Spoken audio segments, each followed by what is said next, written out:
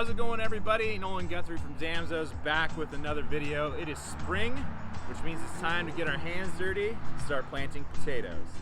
All right, so seed potatoes are in at all 13 Zamzows.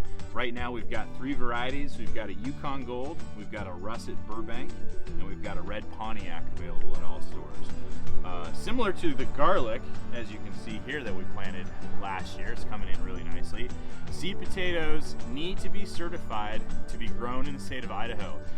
It's actually illegal to plant store-bought potatoes. You have to buy a certified seed potato. They were grown in Idaho. This protects our farmers from potential cross-contamination and different diseases. So be sure the seed potatoes that you're planting are certified seed potatoes. Planting your seed potatoes is actually really simple. It's super easy. You don't have to do a whole lot of prep work. You want to have a nice good trench to plant them in.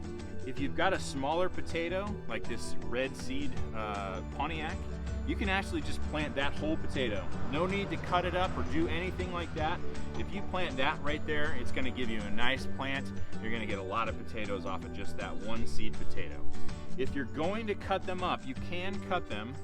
You'll actually want to cut them the night before, and you want to make sure that you're leaving plenty of good eyes. Now, I don't ever want to cut it more than about a quarter, so I'm only going to quarter this guy.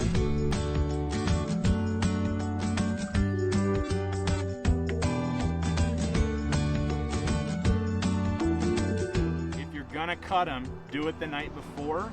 That's going to give this flesh part here a chance to callus over. It's going to help that potato prevent rot.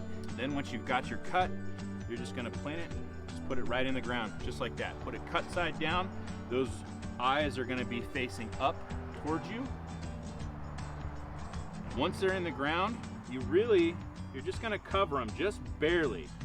Just barely cover them, but as the potatoes begin to grow, you want to come back and watch them. Keep an eye on them regularly. Come back every couple of days.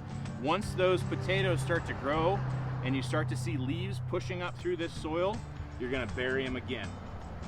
And every time you see leaves, you just keep burying those leaves until you have a nice big mound. And that's going to give you a lot of root mass in that soil, right in that area where those seed potatoes are. Those roots are going to grow out, and you're going to have a lot more area where those potatoes are actually going to grow off those roots. And if you're planting multiple varieties, you want to make sure that you keep them grouped together.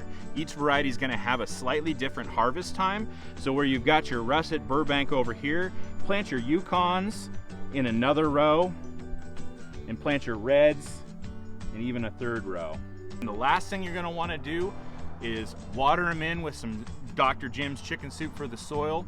You can use other fertilizers if you have some available, something like Zamzows Tomato Boom. You can use Nutri-Rich, but Dr. Jim's chicken soup is a great one to start them off with, and you can keep feeding this throughout the year. Potatoes are heavy feeders, so you're going to want to feed them about every 3 to 4 weeks or so. Once you've got them planted in, you can give them a little shot just to get them started. You don't want to water them in too much because they don't have those roots developed yet, and we want to prevent rotting. So you don't want them to be too wet when you first get them in. Make sure they're covered, and you got potatoes in a couple months.